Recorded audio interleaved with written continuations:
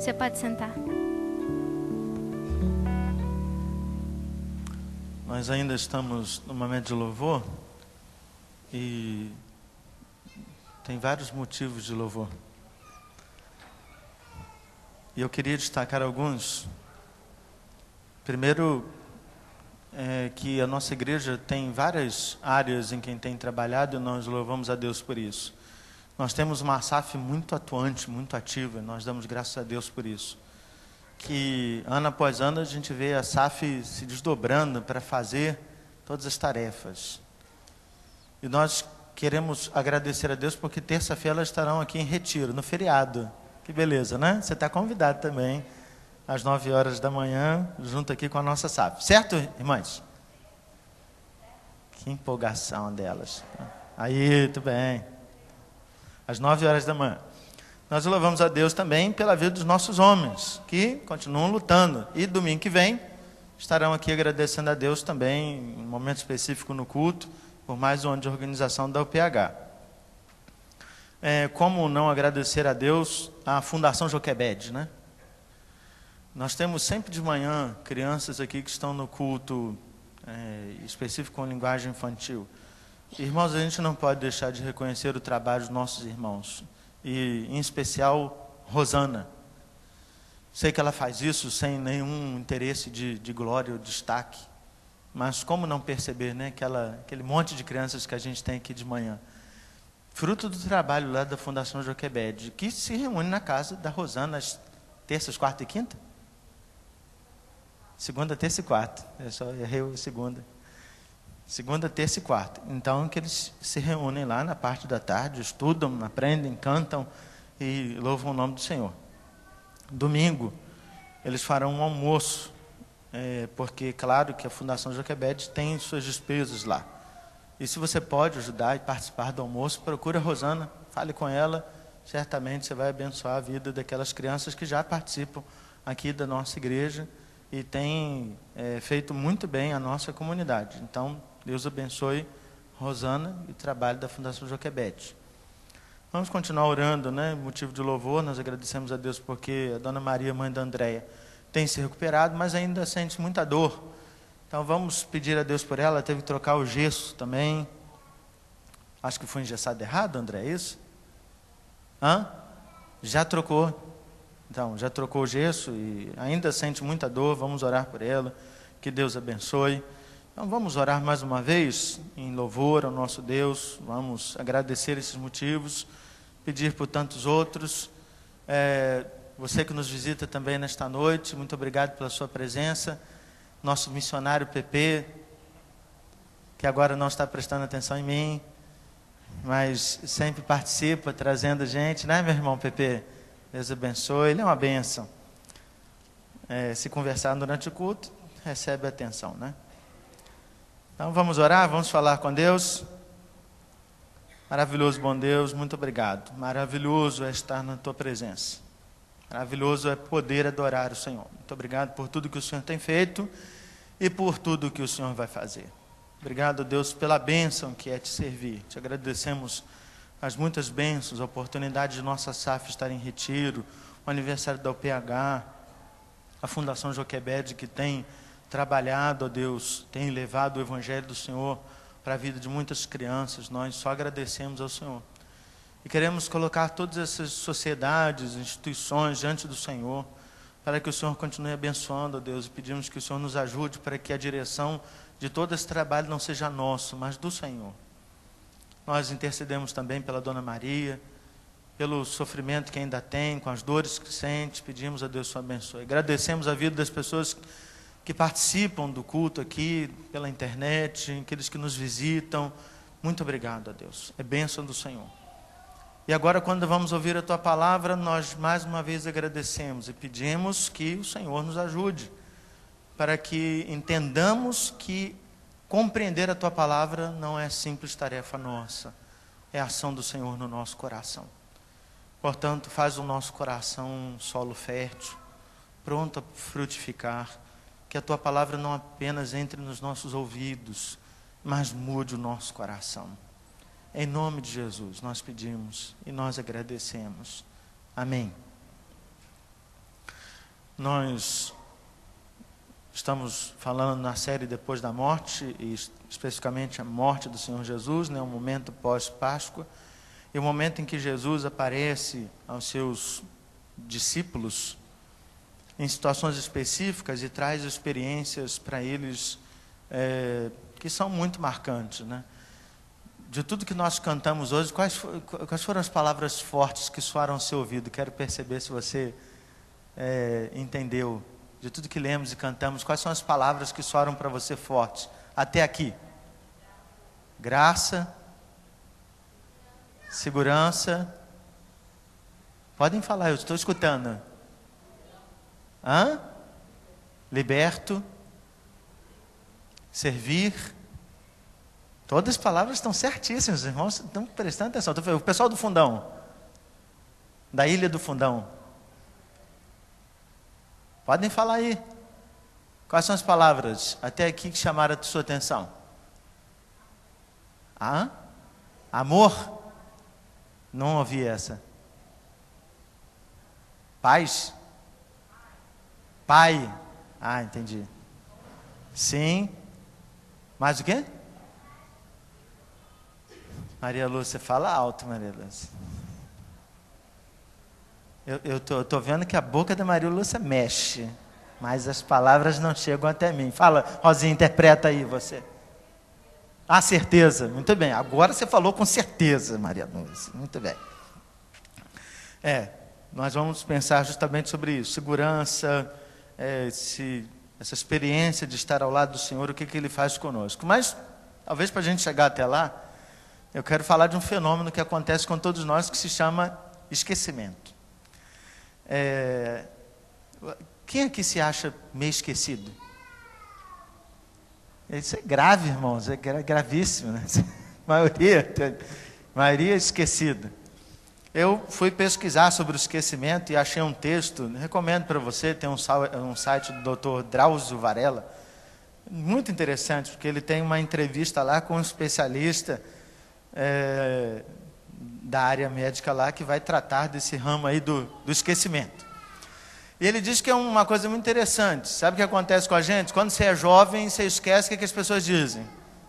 É porque você não presta atenção, rapaz. Você anda aí, só falta esquecer a cabeça, né? Não esquece a cabeça porque ela está colada. Quem nunca ouviu ou disse isso, né?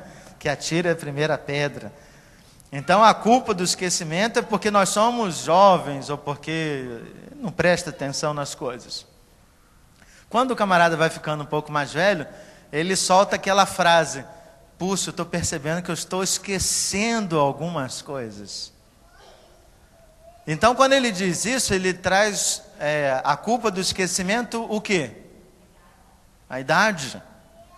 Só que, será que a gente esquece pela idade? Será que a gente passa a esquecer das coisas porque é novo, porque é velho? Acho muito interessante, porque eu sofro, né, do esquecimento, acho que num estágio um pouco mais avançado que alguns, e me deparo com situações que até me constrangem. Eu já esqueci de coisas importantíssimas, irmãos. Eu esqueci de pregar no congresso de SAFs. Grave, não é? Grave. Estava eu em casa com a sensação assim: a Maria Lúcia está lá, ó. Foi ela que me convidou, irmãos. Ela está lá, vai lançar. Foi o primeiro e único convite que eu esqueci na minha vida. Estava eu em casa, irmãos. Estava eu em casa. E eu virei para a Rosinha e falei assim: eu acho que eu estou esquecendo de alguma coisa. Todo sábado que pastor passa em casa, eu fico pensando se eu esqueci de pregar em algum casamento. Falei assim: eu acho que eu estou esquecendo de alguma coisa, porque não é comum você estar em casa em determinados dias. Eu estava em casa, tranquilo, e eu falei assim: não, se eu tivesse esquecido, alguma coisa estaria lá. E o detalhe é que eu estava com tudo pronto, irmãos, para falar no negócio, mas apagou da minha mente. E quando chegou o domingo à noite, eu esqueci a agenda na igreja, e não tinha onde olhar, não tinha como olhar, minha agenda não era online. Depois eu transformei minha agenda online por causa disso. E aí eu cheguei na igreja à noite, a Maria Lúcia, antes do culto, disse assim: pastor, o senhor esqueceu de alguma coisa?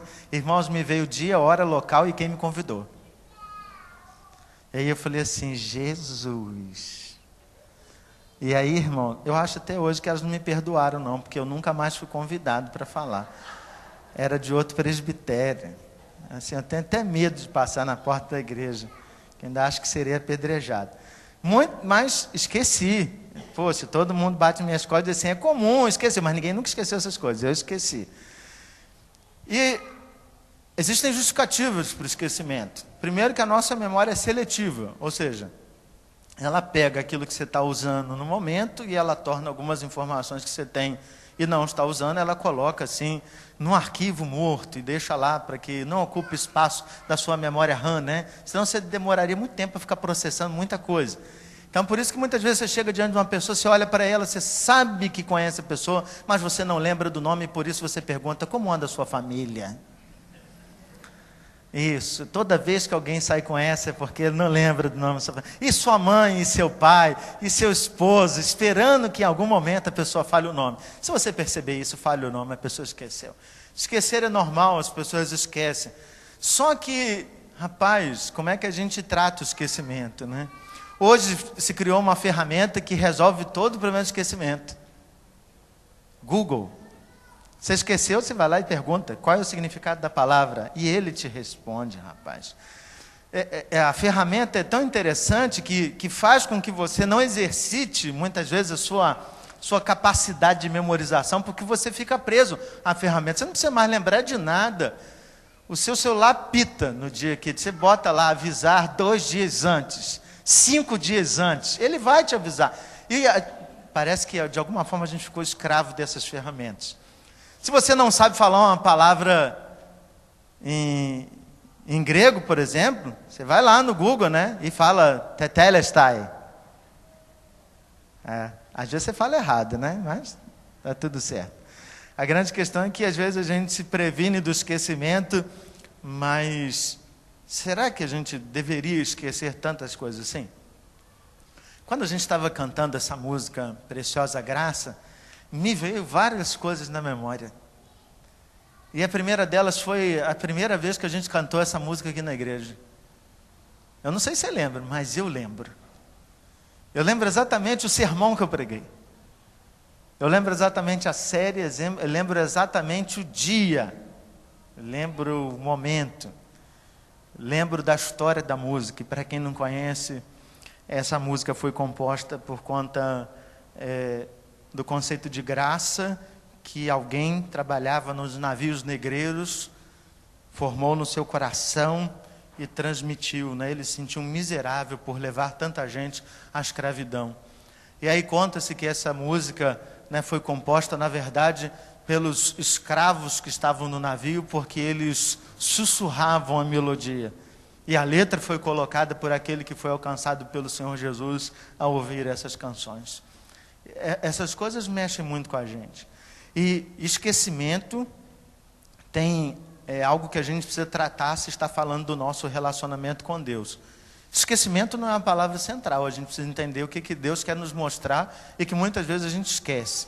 E para isso eu quero ler com você o texto de João 21, de 1 a 14, o texto está projetado, você pode abrir sua Bíblia, mas eu queria ler com você de forma alternada. Tem alguém com o microfone aí? Tem, isso aí. Então, vamos lá? Depois disso, Jesus apareceu novamente aos seus discípulos à margem do mar de Tiberíades. Foi assim. Estavam juntos Simão Pedro, Tomé, chamado Dídimo, Natanael, de Caná da Galileia, os filhos de Zebedeu e 2 outros discípulos. Vou pescar, disse-lhe Simão Pedro. Eles disseram, nós vamos com você. Eles foram e entraram no barco, mas naquela noite não pegaram nada. Ao amanhecer, Jesus estava na praia, mas os discípulos não o reconheceram. Ele lhes perguntou, filhos, vocês têm algo para comer? Eles responderam que não. Ele disse, lancem a rede do lado direito do barco e vocês encontrarão. Eles a lançaram e não conseguiam recolher a rede, tal era a quantidade de peixes. O discípulo a quem Jesus amava disse a Pedro, é o Senhor. Simão Pedro, ouvindo dizer isso, vestiu a capa, pois a havia tirado, e lançou-se ao mar. Os outros discípulos vieram no barco, arrastando a rede cheia de peixes, pois estava apenas a cerca de 90 metros da praia. Quando desembarcaram, viram ali uma fogueira, peixes sobre brasas e um pouco de pão. Disse-lhe Jesus: tragam alguns dos peixes que acabaram de pescar. Simão Pedro entrou no barco e arrastou a rede para a praia. Ela estava cheia, tinha 153 grandes peixes. Embora houvesse tantos peixes, a rede não se rompeu. Jesus lhes disse: venham comer. Nenhum dos discípulos tinha coragem de lhe perguntar: quem és tu? Sabiam que era o Senhor. Jesus aproximou-se, tomou o pão e o deu a eles, fazendo o mesmo com o peixe. Esta foi a terceira vez que Jesus apareceu aos seus discípulos, depois que ressuscitou dos mortos. Bem, eu queria primeiro que você conhecesse um lugar e falasse das experiências. Esse lago bonitinho aí, que alguns vão chamar de mar, é Tiberíades, ou Mar da Galileia, ou o Mar de Genezaré. Por que ele tem 3 nomes? Porque ele faz fronteiras com Galileia, Genezaré, Tiberíades e também Betsaida. Então você vai encontrar no texto bíblico a referência. Provavelmente, quando eles citarem Mar da Galileia, eles estão falando da região mais próxima da Galileia, Mar de Tiberíades, porque eles estão do outro lado, falando de Tiberíades e assim por diante. Bem, qual é a diferença, ou por que é interessante olhar no texto bíblico e perceber que eles estão ali no Mar de Tiberíades, ou no Mar da Galileia, ou no Lago de Genezaré? Toda uma importância. Esse foi o lugar de muita experiência com Jesus, lugar de muita experiência. Foi nesse lugar que eles experimentaram uma pesca maravilhosa. Foi nesse lugar que eles experimentaram milagres. Foi nesse lugar que eles experimentaram um monte de coisa. E eles têm ali uma experiência com o Senhor. Mas por que eles estão ali? Irmãos, é muito interessante isso. Parece que a vida dos discípulos, depois da morte e ressurreição do Senhor Jesus, voltou à normalidade. Então, vamos pensar. Jesus morreu, ressuscitou. Pedro e João vão ao túmulo, não encontram Jesus, voltam para casa e se trancam lá. O que Jesus faz? Aparece para eles, quando eles estão com a porta trancada, e o que ele diz? Paz seja convosco. Muito bem, sermão do domingo passado. Paz seja convosco. E aí eles ficam, Jesus apareceu, Jesus apareceu, Jesus apareceu. Tem um discípulo que não estava lá, o nome dele? Tomé. Jesus aparece então 8 dias depois. E aí Jesus aparece para eles novamente, na mesma casa, com as portas trancadas, aparece, paz seja convosco, aqui Tomé, está aqui, minha mão furada, ao lado também, pode tocar, maravilha. Essa é a terceira vez que Jesus aparece a eles. O texto não diz o tempo, quanto tempo durou desde a última aparição até esta aparição aqui do Senhor Jesus para os seus discípulos. O texto não está preocupado em dizer isso. Mas é interessante que parece que levou alguns dias. E um tempo suficiente para os discípulos acharem que a vida deles deveria voltar ao normal. E eles voltam a ser pescadores, irmãos. Isso é uma coisa que você não pode perder de vista. Eles esqueceram que eles eram apóstolos e agora eles voltaram para o mar para pescar. E eles estão ali tocando a vida normalmente no lugar onde eles tiveram grandes experiências com o Senhor Jesus. Acontece que aparece lá um rapaz, e eles não reconhecem Jesus, e fala assim, vocês têm alguma coisa para comer? Vocês têm alguma coisa para comer? Ele disse assim, não, a noite foi difícil, rapaz. A gente não pescou nada. Ele disse, por que você não joga lá do lado direito lá do barco? Será que isso não faz lembrar aos apóstolos experiência nenhuma? Jesus um dia estava lá, irmãos, ensinando no barco de Pedro. Lucas capítulo 5. Jesus estava ensinando as pessoas e Pedro está lá triste. Jesus olhou para ele e disse assim, você não pescou nada? Não pesquei nada, a noite foi dura e a gente não pegou nada. E ele diz assim, não, volta para o mar. E Pedro diz para Jesus assim, mas Senhor, a gente mestre, a gente acabou de voltar do mar, a gente passou a noite inteira, a gente não pescou. Jesus, volta, lança as redes que vocês vão trazer uma grande quantidade de peixe. E diz lá em Lucas capítulo 5 que o peixe, a quantidade era tão grande que eles tiveram que chamar os outros barcos porque as redes estavam se rompendo. E eles voltam então e dizem assim, uau, foi maravilhoso isso. E aí Jesus diz assim, isso não é nada, vocês não vão ser mais pescadores, vocês agora serão pescadores de homens. Esses caras esqueceram. Eles não eram mais pescadores de homens. Eles voltaram para onde? Para o mar. Voltaram para a vida do mar. Parece que eles esqueceram. E olha que coisa interessante. Acontece a mesma história, irmãos. Chega Jesus e pergunta, vocês têm algum peixe aí para comer? E eles dizem, não, não temos nada, passamos a noite inteira e não pescamos nada. E vira Jesus para eles e diz assim, volta lá e joga a rede do lado direito. Será que em nenhum momento ninguém lembra? Opa, isso já aconteceu.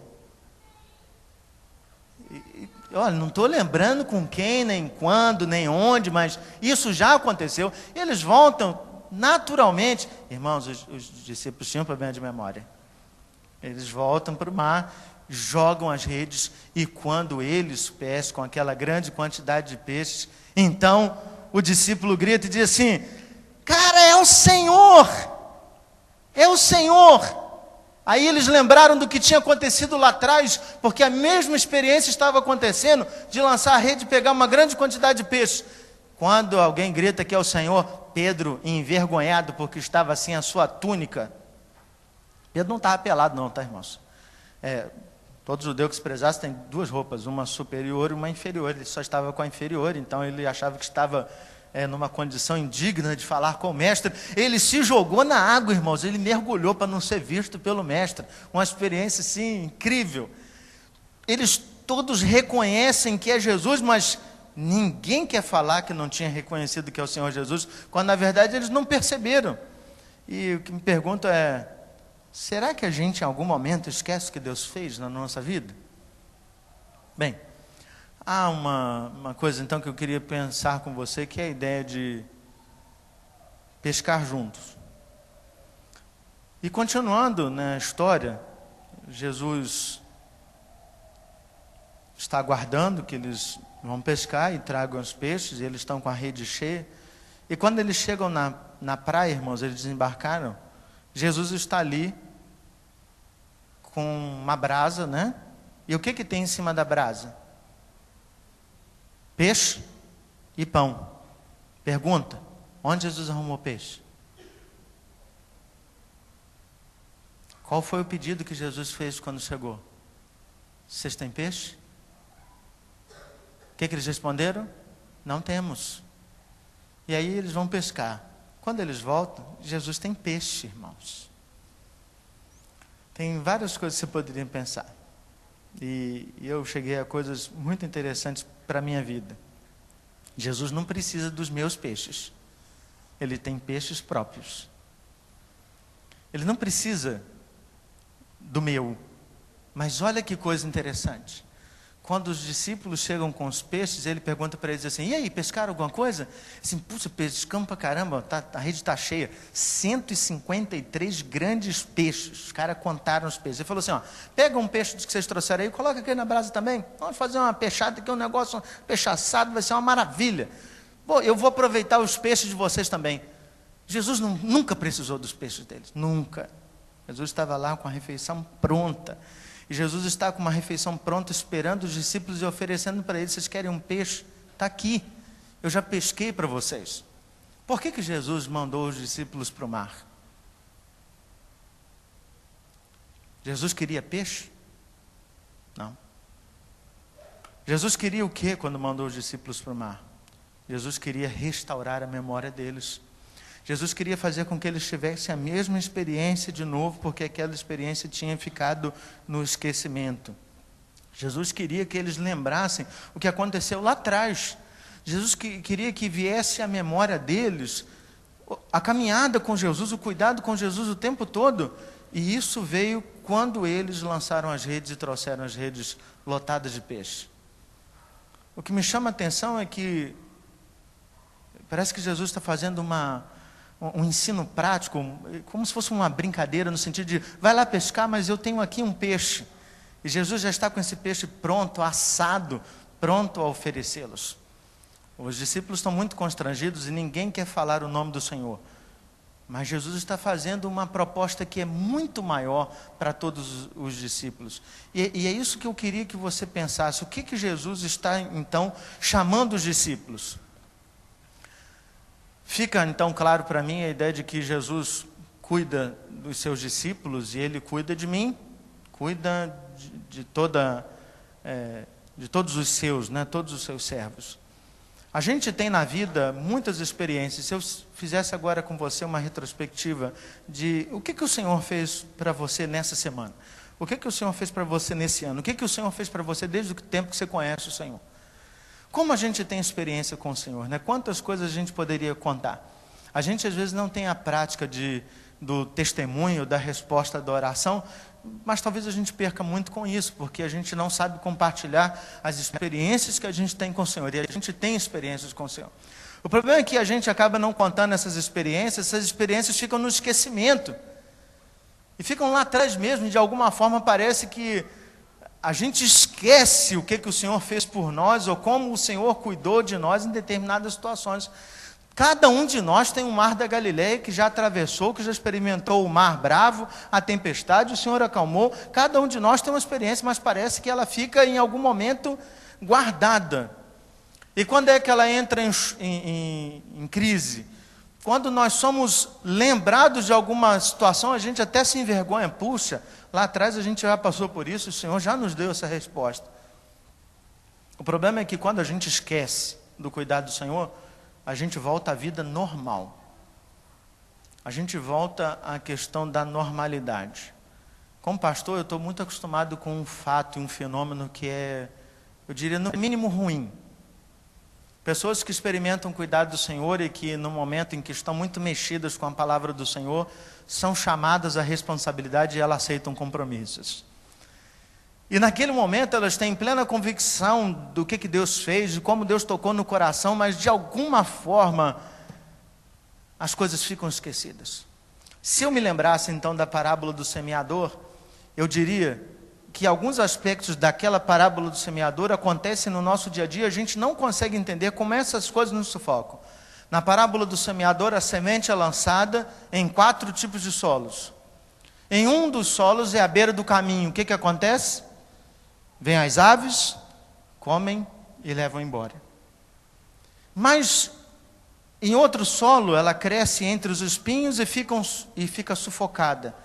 Em outro momento, ela nasce num solo rochoso, não tem muita profundidade e ela morre. É a típica vida de muita gente que esquece o que Deus tem feito. Tem crente sufocado pelos problemas do mundo. Tem crente sufocado pela nossa sociedade. Tem crente sufocado pelas muitas atividades que faz. Tem gente muito sufocada com um monte de coisa e não consegue então lembrar do cuidado do Senhor. E porque a gente não lembra do cuidado do Senhor, a gente volta à vida de normalidade. Meu irmão, eu tenho muita preocupação comigo. Eu falo comigo como discípulo e eu queria que fosse a mesma preocupação com você. É possível, grave isso, é possível que você caminhe com o Senhor Jesus durante anos, como os apóstolos. Quando acontece alguma coisa na sua vida, uma grande crise, é possível que você volte à sua vida normalmente e, como se nada acontecesse, você volte a ser pescador e não mais pescador de homens. Mas o que me chama a atenção então no texto é, por que Jesus vai até eles? Simples. Nós abandonamos pessoas. Deus nunca faz isso. Deus nunca abandona as pessoas. Jesus nunca abandonou seus discípulos. Mesmo os discípulos voltando à vida de normalidade, Jesus nunca os abandonou. Jesus vai até eles, Jesus está preocupado com a reação deles, Jesus quer dar mais uma lição para eles, Jesus quer fazer mais um milagre para eles, porque Jesus sabe que eles agora terão a responsabilidade de pregar o Evangelho do Senhor Jesus. Isso me faz ter tranquilidade, irmãos, que não depende de mim, eis a graça. Porque mesmo quando eu desanime, mesmo quando eu tenha vontade de voltar para ser um pescador, ou voltar a minha vida à normalidade, antes de ser discípulo do Senhor Jesus, tem um Deus que se preocupa tanto comigo, que Ele vai até mim e me resgata, e me lembra de quem eu sou, e me lembra de quem Ele é, e do que eu fui chamado, e para o que eu fui chamado. Jesus não tem preocupação de fazer isso repetidas vezes, todos os dias, para lembrar os seus discípulos de quem Ele é. A palavra, então, mais forte de todo o contexto, para mim, é cuidado. Jesus cuida das pessoas. Jesus tem preocupação, irmãos, de ver seus discípulos voltando à normalidade. Jesus tem preocupação de ver seus discípulos desacreditados. Jesus tem preocupação de ver os seus discípulos desmotivados. Jesus tem preocupação, irmãos, de ver aqueles homens agora desencorajados. Eles não sabem o que fazer. Pedro tem uma única proposta para eles: vou pescar. Não tem o que fazer. Eles não têm visão de pregar o Evangelho. Eles não sabem para onde ir. Eles estão perdidos. Jesus está cuidando dos seus discípulos. E, irmãos, a pergunta, talvez central, é: para que Jesus está cuidando? A gente sempre sabe do cuidado do Senhor. Se eu perguntasse assim, que alguém tem dúvida de que Deus cuida, eu tenho certeza que ninguém diria assim: não, eu tenho dúvida de que Deus cuida de mim. Todo mundo tem, em alguma perspectiva, certeza do cuidado do Senhor. Mas será que Deus cuida de nós apenas para cuidar? Será que há em Deus apenas um espírito paterno de, não, eu vou cuidar deles porque eles têm necessidade, porque eles são carentes mesmo? Ou por que Deus cuida de nós? Essa é a grande questão. Assim como aconteceu no tempo de Jesus, muitas são as pessoas que nos procuram hoje querendo cuidado. Estão enfermos, estão desempregados, estão isso, estão aquilo. E elas querem cuidado, elas têm carências, elas têm um monte de questões que precisam ser tratadas com cuidado. A gente sabe que Deus tem essas preocupações. Jesus curou não só os crentes, mas os descrentes também. Existiam 10 leprosos, só um voltou para agradecer. Jesus cuidou de todo mundo que chegou até Ele para ser cuidado. Ele cuidou. Mas quando a gente fala do cuidado com seus discípulos, Jesus tem uma questão especial, irmãos. Ele cuida de nós, para que a gente sempre caminhe do ponto da onde a gente parou. E esse é o aspecto conclusivo do texto. O convite do Senhor Jesus é: eu não chamei vocês para serem discípulos e vocês voltarem para pescar. Eu chamei vocês para serem discípulos e vocês continuarem a minha obra. Eu chamei vocês para lembrar vocês de que vocês são servos. Nessa semana eu recebi um comentário no Facebook, achei muito, muito legal, muito pertinente, de um amigo meu, os irmãos conhecem, reverendo Daniel Guanais, de Miranda, lá da igreja do Recreio. E ele escreveu um texto muito empolgado e um texto que empolga a gente. Eu vou repetir um trecho do texto, porque realmente mexeu comigo também quando li. Ele disse assim: faz todo sentido o culto público.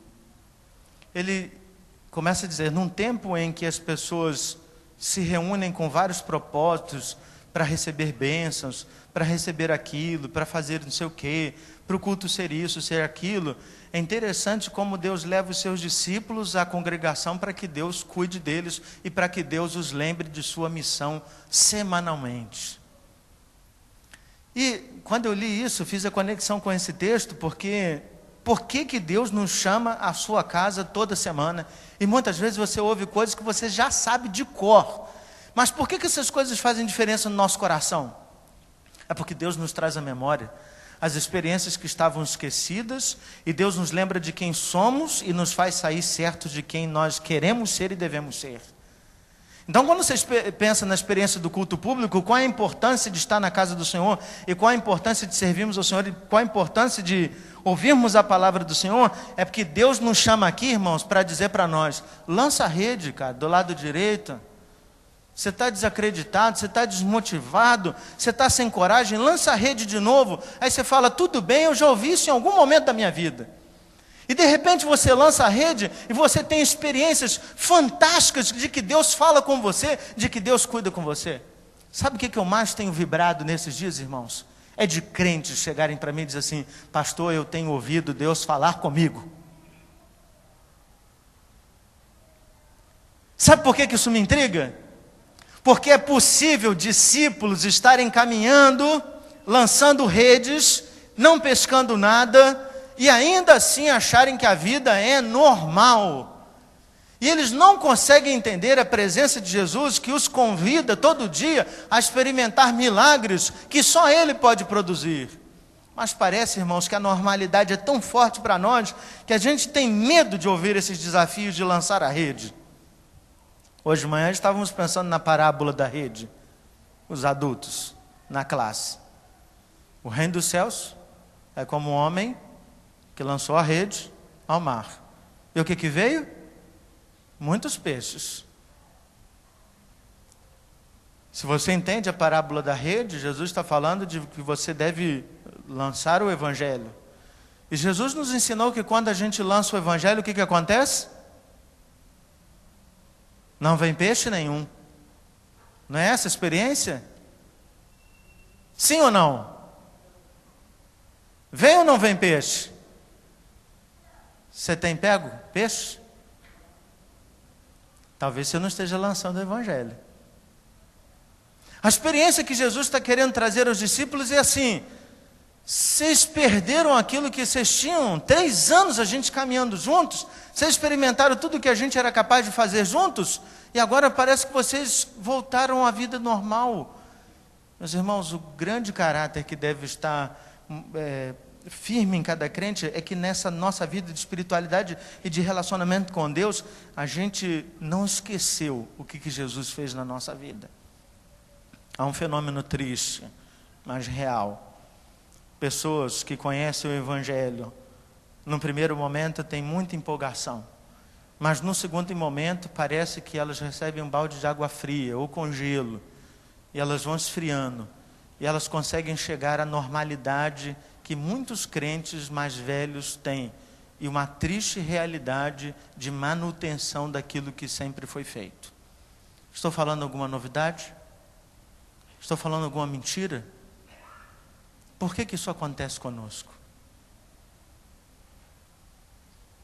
Se você hoje estivesse na beira do mar da Galileia e alguém te falasse: vai lá e joga a rede, e você dissesse: não pesquei nada a noite toda, e ele te dissesse: vai lá, joga a rede, agora joga do lado direito, você jogaria? Você estaria pronto para experimentar algo novo que Deus pode fazer no relacionamento com você? Ou você acha que o seu conceito de normalidade é o que basta e você está feliz e satisfeito com esse conceito? Você quer continuar sendo pescador, ou você está ouvindo o Mestre Jesus dizer: vamos lá, pode ter algo mais, vocês não foram chamados para serem pescadores? Todo crente, irmãos, é um discípulo do Senhor Jesus. Mas tem crentes que se contentam em viver uma vida de serviço local, sem pregação do evangelho, de manutenção das suas atividades eclesiásticas, que são importantes sim, mas que não tem nada a ver com pregação do evangelho. Nos contentamos a não fazer discípulos, nos contentamos a não multiplicar, a não espalhar o evangelho do Senhor Jesus. Não nos incomodamos mais com os nossos vizinhos que não são crentes, já os convidamos muitas vezes para vir à igreja. Não nos incomodamos mais com aqueles que estão afastados, são assim mesmo, sempre serão assim, temos experiências com a vida deles. Voltamos a ser meros pescadores. Quando eu olho para esse texto, a preocupação que bate no meu coração, no coração do Fábio é: será que um dia eu posso perder esse calor do evangelho no meu coração e voltar a ser um mero pescador? Eu quero dizer para você assim, é possível. É possível. É possível pelo esquecimento que é normal a mim. É possível porque os apóstolos esqueceram. É possível porque seres humanos são pecadores. Mas eu não quero falar de mim. Eu quero falar de por que Jesus trouxe você aqui. É para te lembrar de quem você é. Não se contente com a realidade que você está vivendo hoje. Não se contente em ser um pescador normal, comum e fazer o que você tem feito até agora. Jesus te chama para um banquete.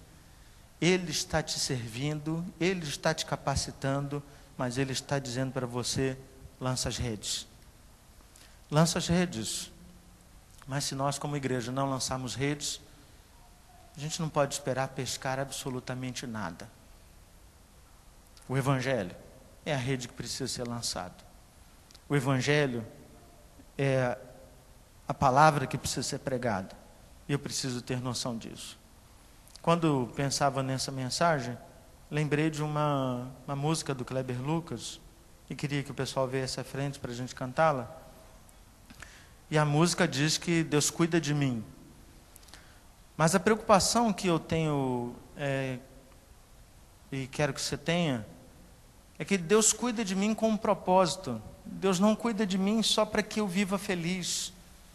Deus está cuidando de mim porque Ele quer que eu faça a sua obra. Deus cuida de mim porque Ele quer que eu pregue o Evangelho que é dele. Deus cuida de mim para que eu o sirva. Deus estava cuidando dos discípulos porque queria que eles continuassem discípulos. Eu queria que enquanto você cantasse, você fizesse uma oração. Ou fizesse uma pergunta para você mesmo. Senhor, eu voltei a ser um pescador comum? Ou eu sou um pescador de homens? Senhor, eu voltei à minha vida normal? Olhe para a sua vida. Você está apenas mantendo as suas atividades na igreja? O que você faz aqui todo domingo? Você apenas vem para os cultos, participa da escola dominical? A sua vida se reduz a isso? Você está feliz com isso? Você está feliz com o seu nível de envolvimento com o mestre? Você está feliz em, dia após dia, remar e não pescar absolutamente nada? Você está feliz com isso? Se você está feliz, não ore. Mas se você não está feliz, ore. E diga, Senhor, me ajuda. Quero que o meu coração tenha mais do que um incômodo. Eu quero que o Senhor me ajude a ver que o Senhor está me cuidando de mim, para que eu volte a ser um pescador de homens. Para que eu não volte para trás. Para que eu continue trabalhando como discípulo seu. Queria que você orasse enquanto você canta, e que a sua oração sincera seja um voto que se assume com Deus de não ser mais quem você era antes de ser discípulo do Senhor Jesus. Vamos cantar.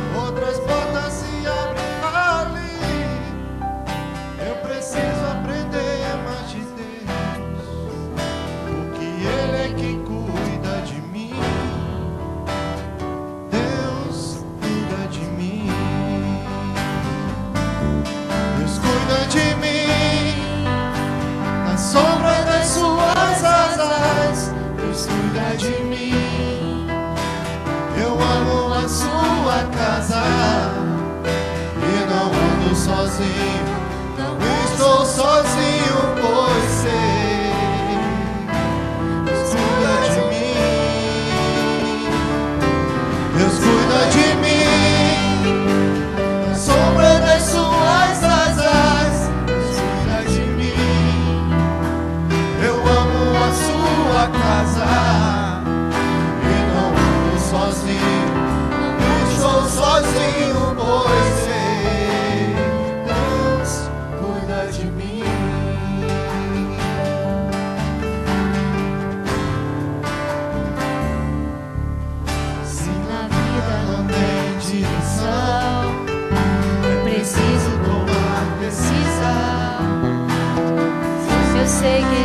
de alguém que me ama, Ele quer me dar a mão. Se uma porta se fecha aqui, outras portas se abrem ali. Eu preciso aprender mais de Deus, porque Ele é quem cuida de mim. Deus cuida de mim. Deus cuida de mim. Na sombra das suas asas, Deus cuida de mim. Eu amo a sua casa e não ando sozinho. Não estou sozinho, pois sei, Deus cuida de mim. Deus cuida de mim. Na sombra das suas asas, Deus cuida de mim. Eu amo a sua casa e não ando sozinho. Não estou sozinho, pois sei, Deus cuida de mim.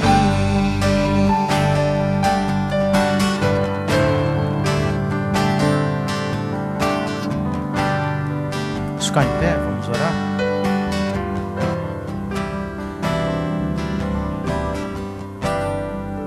Se você quer continuar de onde parou na sua caminhada, ore comigo nesse instante. Maravilhoso e bom Deus, ser discípulo do Senhor Jesus é algo maravilhoso para a nossa vida. Mas como é intrigante pensar que muitas vezes parece que as atividades do dia a dia nos chamam mais atenção do que viver como discípulos teus.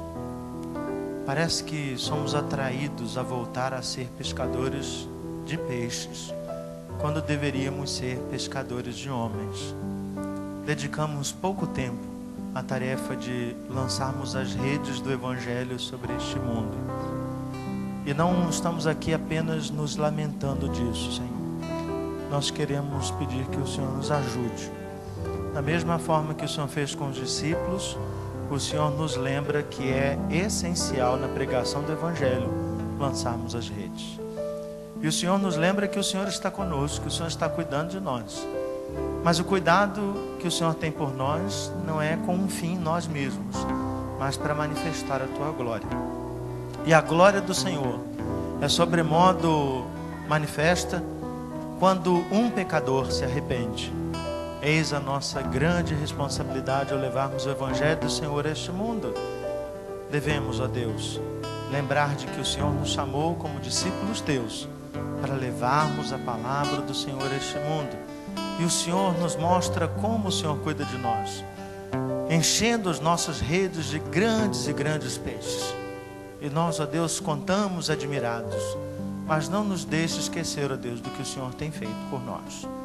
Que assim o cuidado do Senhor presente em nosso coração nos faça sair daqui certo de que o Senhor nos lembra para o que fomos chamados. Somos pescadores de homens. Independente do tempo que temos aqui de caminhada com o Senhor, se é a primeira vez que estamos aqui ouvindo do Evangelho do Senhor Jesus, ou se há muitos anos, não importa. Todos nós ouvimos o mesmo chamado de sermos discípulos do Senhor. E a partir do momento que nós ouvimos a Tua voz e somos chamados pelo Senhor, somos de fato discípulos. Não cabe o conhecimento, não cabe questionar quanto tempo temos de experiência, mas sim a Tua doce voz que ouvimos a nos chamar como discípulos Teus. Que esta semana possamos experimentar essa diferença. Que gastemos tempo, ó Deus, intencionalmente, levando o Evangelho para outras pessoas. E que possamos não esquecer para o que fomos chamados.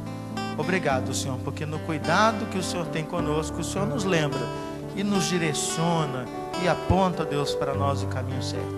Ajuda-nos nesta maravilhosa, porém difícil tarefa.